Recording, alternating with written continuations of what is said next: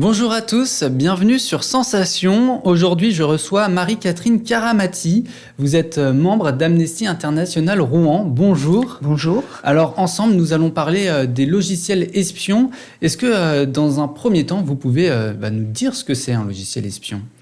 Alors, un logiciel espion, c'est un logiciel qui pénètre dans des téléphones portables, comme des smartphones ou des iPhones, et des logiciels comme ce Pegasus, qui est le plus connu et le plus élaboré sans doute, peut le faire de façon totalement invisible. Il s'agit d'utiliser en fait des failles des logiciels ou des sites genre ou des applications genre Google, WhatsApp, etc. pour s'introduire dans le téléphone et là pouvoir se saisir absolument toutes les données de la personne, messages téléphoniques, contacts téléphoniques, SMS, messages, photos, etc., etc. Aujourd'hui, on vit dans un monde où le numérique est omniprésent. On y est peut-être confronté tous les jours sans forcément le savoir. Est-ce qu'il y a des personnes qui sont un peu plus visées par ces attaques que certaines d'autres ? Absolument. C'est-à-dire qu'en fait, ces logiciels espions, l'idée est née, paraît-il, après les attentats du 11 septembre 2001, pour disons, pénétrer dans des téléphones de terroristes présumés, éventuellement déjouer des attentats. Donc c'est un des rôles des logiciels espions sur lesquels il n'y a pas grand-chose à dire. Mais petit à petit, ces logiciels qui sont achetés par des États ont été de plus en plus utilisés pour surveiller des opposants, des défenseurs des droits et éventuellement après les réprimer. Donc ce sont ces personnes-là qui sont particulièrement ciblées. Il y a des journalistes, des défenseurs des droits, de simples citoyens, des avocats, notamment, même des membres de services de sécurité, de renseignement. Et donc, vous avez évoqué le logiciel espion Pegasus. Il y en a évidemment plein d'autres. Oui. Est-ce qu'aujourd'hui, vous trouvez qu'il y en a de plus en plus sur Terre ? Alors, il y en a probablement de plus en plus. Il y a ce qu'on connaît et ce qu'on ne connaît pas. Bon, Pegasus est le plus utilisé et les États qui veulent vraiment avoir une surveillance efficace sur leurs opposants, ils achètent Pegasus. Mais Amnesty International, par exemple, a découvert très récemment un logiciel qui est basé en Inde et qui a visé un militant togolais. Donc, il y en a d'autres, et il y a ceux qu'on connaît, il y a ceux qu'on ne connaît pas. Pegasus est évidemment le plus important et sans doute le plus malfaisant. Et Pegasus, il continue de faire parler de lui. Amnesty International accuse d'ailleurs le Maroc de l'utiliser. Il y a d'autres pays également, j'imagine. Est-ce qu'aujourd'hui, ce sont des faits qui ont été avérés, qui ont été prouvés ?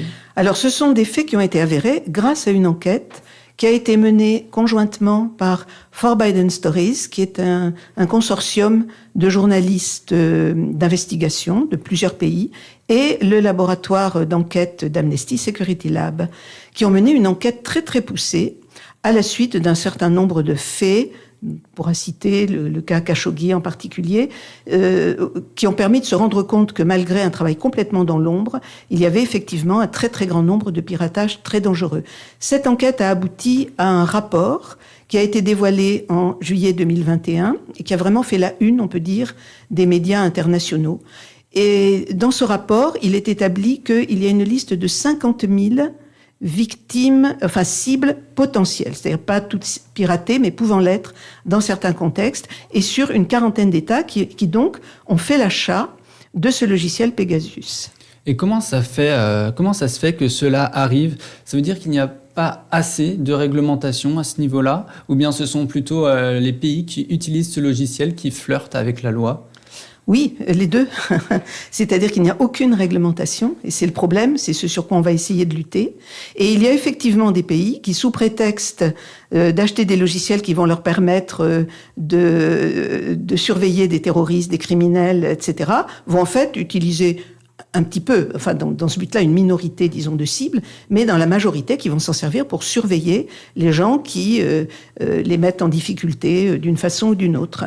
Donc actuellement, aucune réglementation et liberté absolue. Et comme ça s'est passé vraiment dans l'ombre pendant un très très grand nombre d'années, il y avait évidemment pas de dénonciation, hein, et rien ne se passait en fait. Donc c'est maintenant, après la révélation de ce que peut représenter un logiciel comme Pegasus, qu'on va pouvoir agir et demander des réglementations. Et justement, comment ça va se passer à ce niveau-là ? Est-ce qu'il y a des choses déjà qui ont été prévues ? Alors il y a des choses. Alors je dirais que la première chose, c'était de publier tout ça et d'avoir un impact très large. Pourquoi ? Parce que la société qui fabrique Pegasus, NSO, qui est en Israël, elle est au pied du mur. C'est une société qui a pignon sur rue, qui prétend donc vendre des logiciels pour des surveillances tout à fait acceptables. Elle se retrouve devant des révélations qui l'embarrassent beaucoup. Elle a promis d'avoir un cadre éthique, de renoncer à certains contrats comme ceux avec l'Arabie Saoudite, les Émirats Arabes Unis, etc. Bon, il y a ça. Alors, il y a aussi, après ces révélations, un très très grand nombre de procédures judiciaires qui ont été lancées par les victimes, mais aussi par Apple, WhatsApp, Facebook, qui savent qu'en fait, ils ont été manipulés par ce logiciel espion. Donc, ce sont des plaintes contre NSO. Et il y a évidemment l'action d'Amnesty, dans toute sa spécificité, c'est-à-dire qu'Amnesty a fait signer une pétition au niveau mondial. Plus de 100 000 personnes l'ont signée. Ils l'ont présentée en octobre dernier à l'ONU, avec des témoignages aussi de victimes de ces piratages.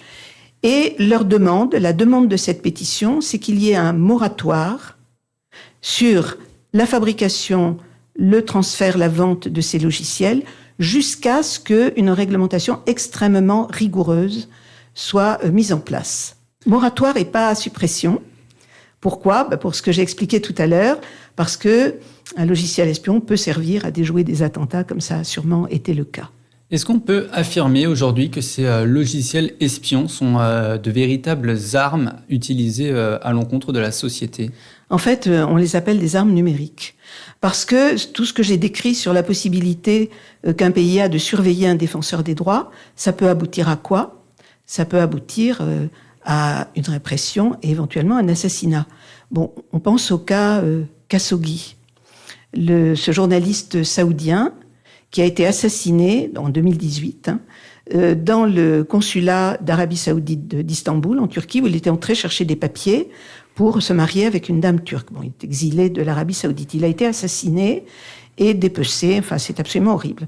Un de ses amis a eu un doute sur son téléphone. Il l'a fait examiner par ce département de l'Université de Toronto, Citizen Lab, qui est capable de faire ça, et qui a donc constaté le piratage par Pegasus, ainsi que celui de l'entourage de Khashoggi, et naturellement du téléphone de Khashoggi lui-même, on n'en doute pas.